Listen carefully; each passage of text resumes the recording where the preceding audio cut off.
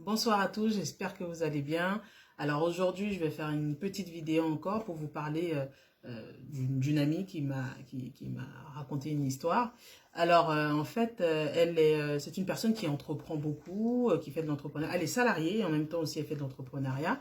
Et elle voulait en fait monter un business dans l'agroalimentaire. C'est-à-dire qu'elle avait remarqué qu'effectivement que les ménagères, bon, en Afrique notamment, quand on préparait, en fait, il y avait beaucoup de préparation à faire, découper les légumes, laver les légumes, aller acheter les aliments frais. Et donc, elle s'est dit, pourquoi pas ne pas faciliter la tâche aux ménagères en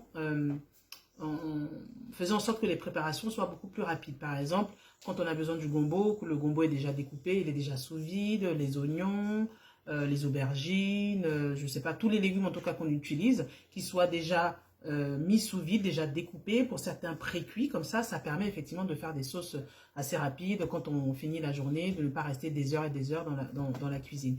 Et donc c'est vrai qu'elle a mis beaucoup de temps à se former, à se renseigner, à créer sa structure, à trouver des locaux et tout ça, et elle me disait, ah, je suis un peu déçue parce que mon mari justement ne me soutient pas, comment dire, ne m'aide pas dans mes recherches, j'ai l'impression que lui, c'est pas trop ça l'entrepreneuriat et autres.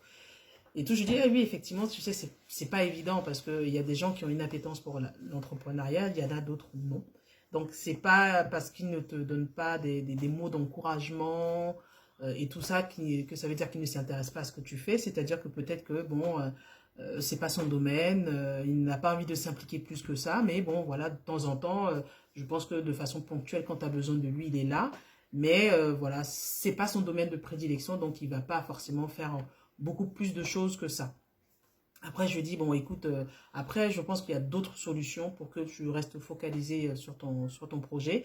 Mais en fait, tout ça pour dire que, effectivement, que tu sois un homme ou une femme, et c'est vrai que ce message s'adresse beaucoup aux femmes, quelquefois, quand vous allez monter vos business, quand vous allez monter vos affaires, vous allez commencer à réfléchir à des projets, vous allez avoir des gens autour de vous qui vont vous décourager, mais peut-être de façon inconsciente, qui ne vont pas le faire voilà, de façon consciente, mais qui vont vous décourager par des mots, ou par leur peur tout simplement, ou par, comment dire, des paroles blessantes, ou qui vont vous répéter plusieurs fois, ah, je trouve que ce domaine, c'est pas OK pour toi, ou alors je trouve que tu n'as pas encore les compétences pour pouvoir arriver à ce projet-là, ou pourquoi tu es toujours en train, parce que là, dans ce truc, il faudra se former de toute façon.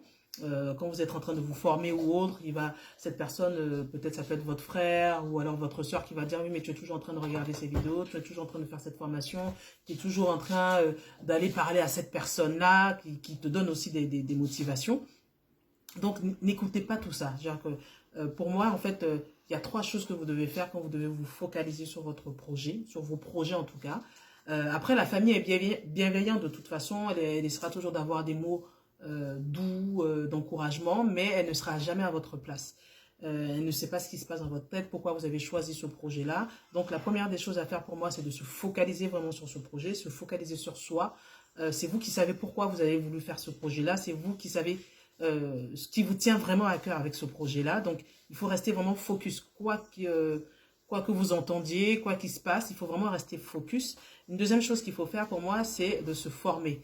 N'est pas hésiter à regarder des vidéos, à lire des livres, à côtoyer des personnes justement qui sont dans ce mindset-là pour pouvoir vous aider à rester focus, encore une fois, dans votre projet.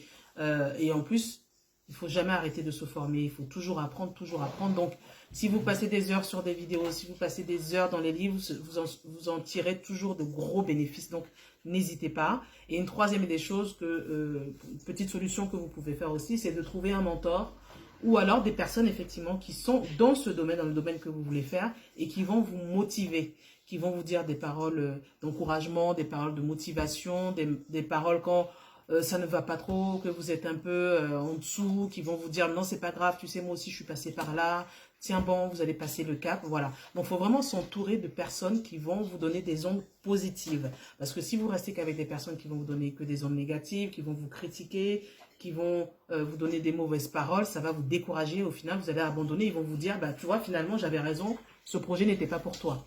alors qu'il suffisait juste que ces personnes-là soient à côté de vous, vous encouragent, vous donnent les bonnes paroles pour que vous puissiez exploser. Donc voilà, restez focus, n'abandonnez pas, et c'est pas parce que la personne qui est avec vous, c'est-à-dire la personne qui partage votre vie ou le membre de la famille ne s'intéresse pas à ce que vous faites, que vous devez vous dire que vous êtes découragé. C'est normal, tout le monde n'est pas obligé d'adhérer à votre passion, tout le monde n'est pas obligé d'adhérer à vos projets, et surtout n'oubliez pas que dans la vie, le bonheur ne se conjugue qu'au singulier.